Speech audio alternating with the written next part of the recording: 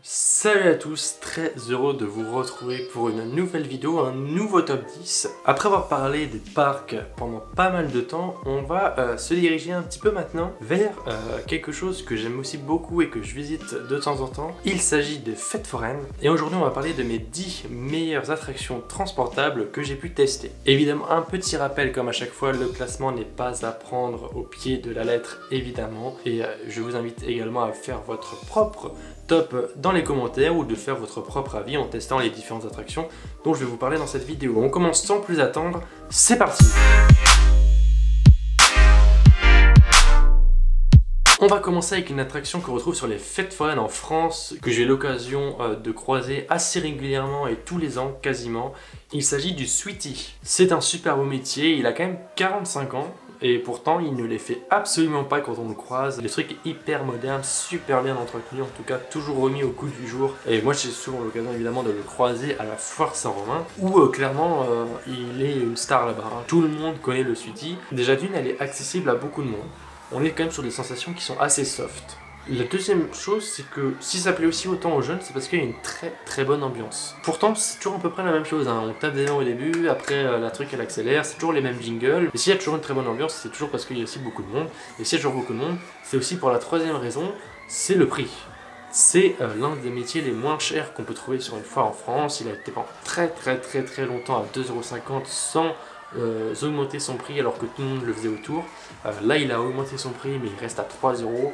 Un métier à sensation à 3 € sur des fêtes foraines aujourd'hui, c'est très rare d'en trouver. Mais je pense que le succès s'est vraiment fait au fil des années. Et là maintenant que c'est une attraction qui est très ancrée, on va dire, dans les mœurs, parce que c'est toujours les mêmes foires qu'il fait, donc forcément on le connaît. Tous les gens, tous les habitués des fêtes foraines connaissent, de ces fêtes foraines là, connaissent ce Sweety parce qu'ils le voient tous les ans. Et je pense que c'est aussi ça qui fait son succès. Voilà, c'est pas la meilleure attraction de ce top, ça c'est clair. Mais juste pour l'ambiance, j'avais envie d'en parler dans ce top pour commencer. Direction l'Allemagne maintenant, pays qui sera quand même assez représenté dans ce top, on va pas se mentir, avec un métier qui là est totalement différent puisqu'on est sur quelque chose de très intense. C'est un métier que j'avais très envie de tester et qui est unique en Allemagne. Ce métier c'est le Ghost Rider, un booster du constructeur Huss. Alors pour info, il appartient à la famille Löffelhardt, famille qui est également propriétaire de Phantasialand, évidemment. Et oui, il faut obligatoirement que je case un Phantasialand dans chacun de mes tops. C'est chose faite, même sur un top des fêtes foraines. Alors ce flat, je vous invite à regarder des vidéos et vous allez voir que le tour est quand même assez court. En fait, je vous conseille de le faire et puis après vous ressortirez et vous direz ouais, on en a quand même pour son argent, hein, parce que putain, qu'est-ce que c'est intense ce bordel. Heureusement que ça dure pas beaucoup plus longtemps parce que je pense que ça rendrait malade beaucoup de gens. Parce que les inversions s'enchaînent vraiment assez rapidement.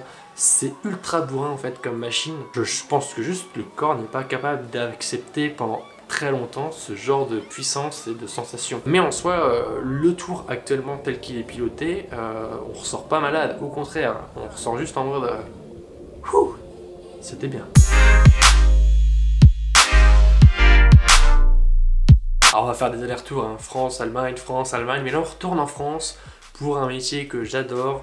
C'est les top scans du constructeur Mondial Ride. Alors, j'en ai pu faire plusieurs en France, mais celui dont je vais parler, c'est le meilleur pour moi, l'extrême, que je croise également à la Foire Saint-Romain, mais aussi qu'on peut retrouver à la Foire du Trône. Je me souviens moi d'une époque où ce métier était super bien animé, et cette très bonne animation, on l'a retrouvée cette année avec une autre personne, mais qui anime tout aussi bien l'attraction, je trouve, et j'ai trouvé ça très intéressant. J'ai retrouvé l'extrême que je kiffais vraiment faire vers 2015-2016, ces choses-là.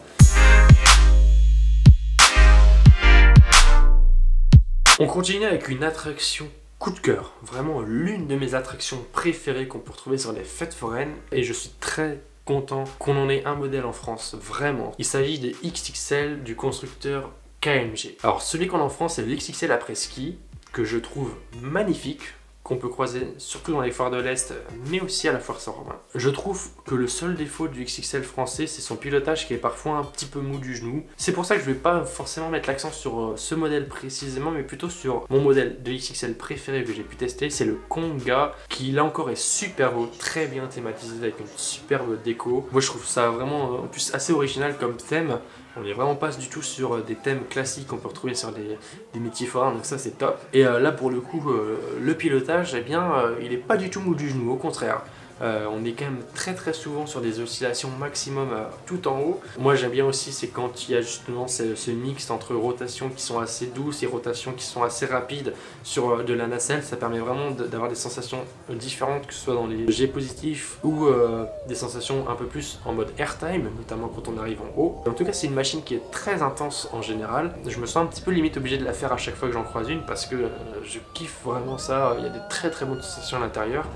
Après évidemment c'est comme à chaque fois, tout est une question de pilotage.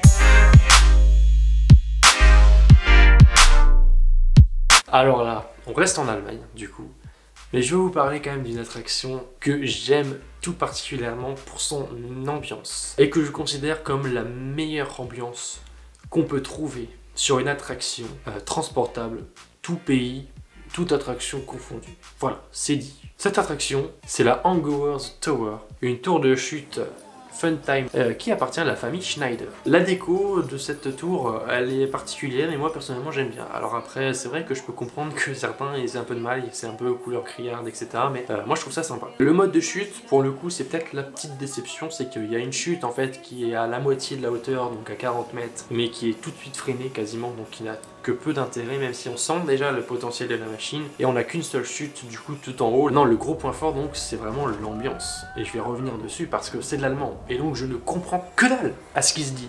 Et pourtant, je surkiffe cette ambiance. Je sais pas comment l'expliquer. C'est vraiment frustrant en fait, parce que tu vois les gens qui parfois rient. Des fois, t'arrives à peut-être comprendre 2-3 mots qui ressemblent un petit peu à l'anglais ou au français. T'arrives à peut-être comprendre un petit peu le thème de la discussion. Peu importe la personne qui est aux commandes et qui anime l'attraction, ça parle très régulièrement. La sensation de la chute, elle est là, c'est une super bonne machine de base, mais ce qui apporte le vrai plus, et ce pourquoi je veux en parler dans Stop tout particulièrement, c'est vraiment cette ambiance qu'on peut y trouver. S'il y en a qui parlent allemand, n'hésitez pas à me traduire d'ailleurs sur certaines vidéos, notamment au Luxembourg, puisqu'on a pu la retester avec Erwan de CoasterTube cette année au Luxembourg. N'hésitez pas à aller voir nos vidéos et à traduire un petit peu le passage justement de la Hangover's Tower.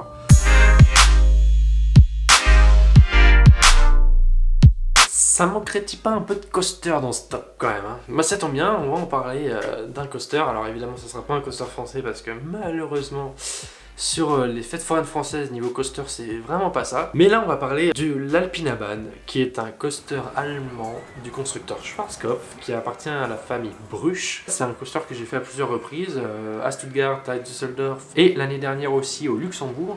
C'est un coaster plutôt familial mais franchement malgré son âge il est super cool. Déjà d'une, il est super fluide. Pour un coaster comme ça, qui plus est transportable, c'est assez particulier. Et puis selon la place où on se met, on a quand même des petites sensations avec des petites touches d'airtime par moment. Évidemment, ça reste très familial, mais voilà, c'est un très bon coaster pour tout le monde justement. Et puis il faut aussi parler de la déco qui est assez sympa, je trouve, notamment la gare avec ses animatroniques un peu en mode chalet et tout. C'est vrai qu'en Allemagne, ils sont assez doués là-dessus et ils ne lésinent pas parfois sur la décoration de leurs attractions. Mais du coup, bah, ça apporte aussi un petit peu l'expérience supplémentaire et là, en tout cas, sur ce coaster-là, par exemple, c'est très joli.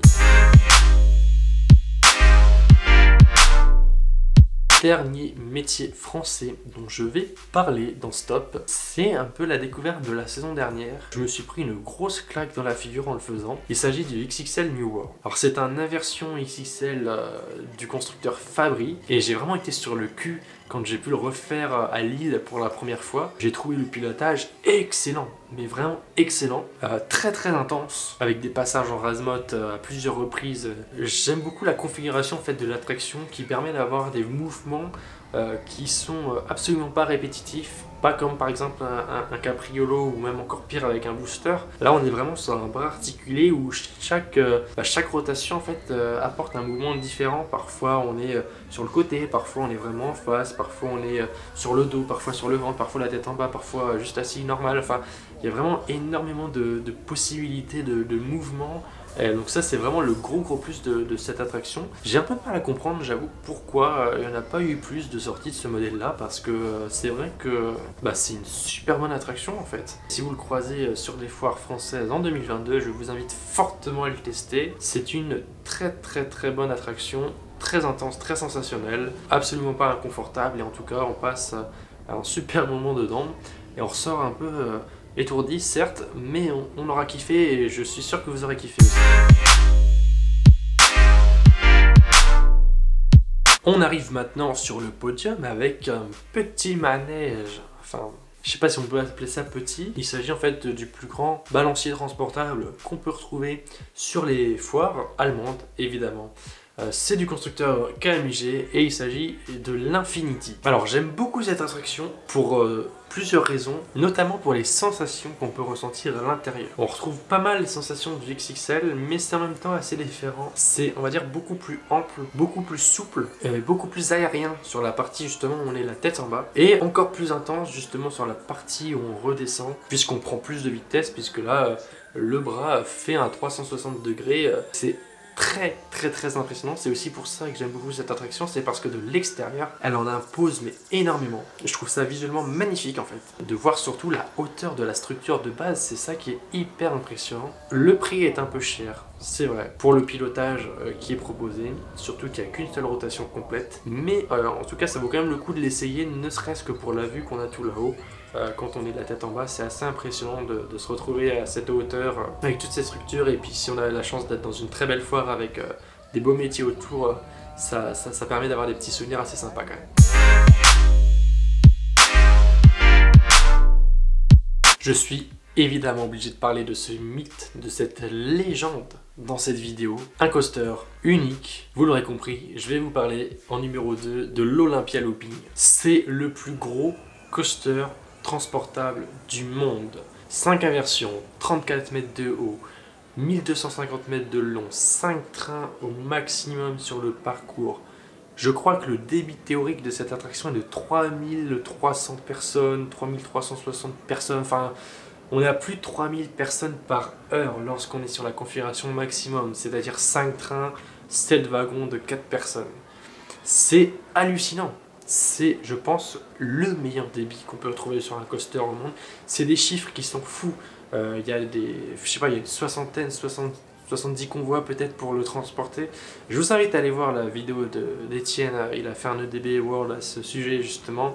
Si ça vous intéresse, ce coaster déjà, rien qu'en parlant de chiffres, il est ultra impressionnant. Ensuite, il est visuellement magnifique. Les couleurs, le parcours, ces 5 loopings qui forment les anneaux olympiques, c'est une super bonne idée déjà en vrai. Ça rend superbement bien visuellement de l'extérieur. Le coaster en lui-même est génial. Comme l'Alpina Bahn tout à l'heure, c'est le même constructeur, c'est Schwarzkopf, c'est hyper fluide. C'est plus intense forcément, on est quand même sur un coaster à inversion. Les 5 inversions sont toutes très intenses. Mais ce qui est bien aussi, c'est que le parcours ne se résume pas qu'à 5 loopings, c'est-à-dire qu'il y a quand même encore un parcours derrière avec une hélix. Enfin voilà, c'est vraiment un coaster qui a été quand même bien pensé, et je pense que d'un point de vue ingénierie, pour l'époque, ça devait être quand même quelque chose. Le seul reproche qu'on pourrait peut-être faire, c'est au niveau du confort, avec ces harnais qui sont au niveau des épaules, mais juste au niveau des épaules et qui se resserrent un peu. Ça peut être un peu contraignant, je le reconnais. Moi je reste vraiment impressionné. Regardez, ça existe, hein. Il y a des vidéos sur internet qui existent, soit à l'Oktoberfest de Munich, soit au Winter Wonderland de Londres, où on voit le coaster tourner à 5 trains.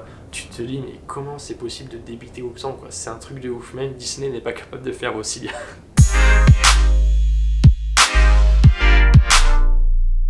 Allez, avant de parler du numéro 1, on va quand même faire quelques petites mentions honorables en bonus, parce qu'il y a quand même quelques petits métiers que j'aurais aimé parler dans ce top, mais je trouvais pas la place, et donc du coup, un petit bonus. C'est parti. On va commencer avec le Czech R5 du constructeur mondial. Alors j'ai pu en tester plusieurs, notamment l'Insider français, mais mon préféré pour l'instant c'est le Check and Roll allemand, parce que je le trouve beaucoup plus joli. Au niveau de l'ambiance, il est aussi bien meilleur. Et après au niveau du pilotage, c'est à peu près la même chose. On pourrait penser en le regardant de l'extérieur que c'est assez violent, que c'est assez inconfortable, alors que pas du tout. Les mouvements, je le trouve très fluide. Le fait de pas enchaîner forcément les inversions tout le temps, moi je trouve ça plutôt positif, parce que ça permet aussi de voir autre chose. C'est pas que des loopings, il y a aussi des moments où on a des sensations qui se rapprochent un peu du breakdance, sans que ce soit inconfortable, attention, je le répète. Mais voilà, c'est une très bonne machine, et évidemment le pilotage y est pour quelque chose.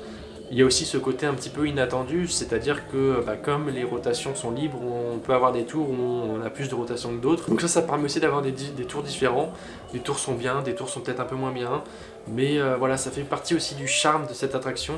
Et moi en tout cas, j'aime beaucoup ce type de manège. On continue avec le Wheelmouse XXL. C'est un coaster allemand, alors un coaster assez basique de base puisque c'est une wheelhouse, il y a juste deux chutes en plus au début de parcours, donc c'est un peu le modèle XXL qui pourrait peut-être faire penser un peu à Europa Park, notamment sur la première chute. Mais pourquoi je parle de cette attraction? Parce que en fait j'aime beaucoup tout l'emballage qu'il y a autour, c'est-à-dire la déco au niveau de l'entrée de l'attraction avec ses fontaines, avec la caisse, avec la nacelle justement qui avance, qui recule avec des personnages à l'intérieur, mais au niveau de l'éclairage, les nacelles sont éclairées, il y a de la LED un peu partout, enfin franchement c'est une très belle attraction visuellement. Et le petit plus aussi c'est qu'il y a une partie file d'attente en mode fun house et ça je trouve ça très sympa. Je sais que ça se fait un petit peu de plus en plus sur certaines attractions, on le voit notamment depuis assez récemment sur le Ghost Train en France, mais c'est quelque chose qui se fait de plus en plus et je trouve que l'idée est très bonne. Et enfin je voulais parler quand même du Top Spin Fresh. Finalement, je reparle un petit peu d'un métier français quand même dans ce top. Non, j'étais obligé d'en parler parce que c'est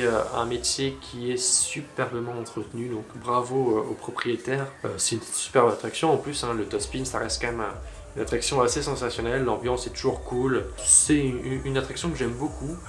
Ça fait pas partie de mes attractions préférées en tant que telle, mais je voulais quand même en parler dans ce top parce qu'elle a clairement le mérite d'y être présente.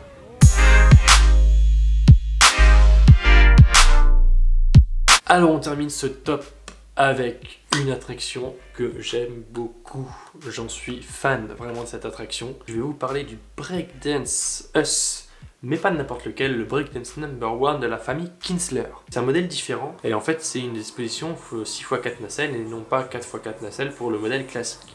Donc forcément l'attraction est plus grande, donc elle en impose un peu plus, elle est plus majestueuse, plus impressionnante. La vitesse, j'ai l'impression qu'elle est plus rapide aussi, en tout cas sur le modèle Kinsler, la vitesse elle est quand même bien bourrin. Ce que j'aime bien sur les Breakdance S par rapport à des Breakdance d'autres constructeurs, c'est que les mouvements ne sont pas vraiment répétitifs, en tout cas pas aussi répétitifs que ce qu'on peut trouver sur d'autres constructeurs. La deuxième chose c'est le style, le plateau qui n'est pas rond, je sais pas si c'est un octogone ou s'il y a encore plus de côtés, mais enfin voilà, il y a des angles vifs, je trouve ça très joli. Et puis enfin vraiment c'est une attraction qui est un petit peu montée à l'ancienne, quoi, c'est du Us, donc la façade elle est montée pièce par pièce, c'est pas du truc qui se déplie, du machin, et bah, forcément c'est plus long à monter, ça je le reconnais, mais ça apporte quand même un charme supplémentaire. Sur ce modèle là j'aime beaucoup aussi l'ambiance, mais il y a vraiment quelque chose qui m'a beaucoup marqué, c'est la popularité de cette attraction. C'est un petit peu comme le Sweetie dont je parlais en début de vidéo en fait. Depuis le temps qu'il est là, maintenant le Sweetie tout le monde le connaît et c'est très accessible à beaucoup de gens et donc du coup il y a beaucoup de monde qui y vont. En Allemagne le breakdance c'est un peu pareil, c'est un petit peu une institution quoi. Je me souviens du soir où on y a été, alors c'était le soir le plus chargé en fréquentation. Et sur ce breakdance là, j'ai compté par curiosité le nombre d'employés présents parce que je trouvais que les changements étaient très rapides entre les tours et j'en ai compté 12. Et je me suis amusé du coup à calculer en combien de temps il y a un chargement, un déchargement qui est fait. Et bah figurez-vous qu'en moins de 30 secondes, il y a 48 personnes qui descendent, 48 personnes qui montent, qui s'installent, qui ferment les bars, qui donnent leur ticket, et c'est reparti. Dans ce laps de temps-là, il y a un mouvement de plus de 100 personnes sur ce plateau, entre les personnes qui montent, qui descendent, des personnes qui montent mais qui n'ont pas réussi à trouver de place et du coup qui redescendent, et les employés qui jonglent entre ouvrir les barrières, fermer machin, enfin bref. C'est impressionnant, c'est hyper impressionnant à regarder et je voulais vraiment parler dans cette vidéo, j'espère que j'ai bien expliqué le truc.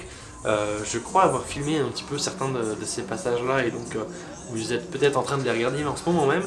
Mais voilà, c'est vraiment quelque chose qui m'a vraiment marqué et je voulais un petit peu terminer aussi là-dessus parce que c'est une superbe attraction. Et quand on voit son succès, on comprend aussi pourquoi. Voilà, c'est ainsi que se termine ces top 10 des meilleures attractions transportables que j'ai pu tester. Évidemment, ce n'est que des attractions que j'ai moi-même testées. Je vous invite à faire votre propre top 10 et à l'indiquer en commentaire pour me dire aussi quelles sont les attractions transportables que vous avez pu tester dans des fêtes foraines et que vous avez adoré. N'hésitez pas à réagir à cette vidéo si elle vous a plu. Merci de l'avoir regardé jusqu'au bout. N'hésitez pas à vous abonner si ça n'est pas déjà fait et que le contenu vous plaît. On se retrouve très prochainement pour de nouvelles vidéos et pour le début de la saison des parcs 2022. À très vite. Salut.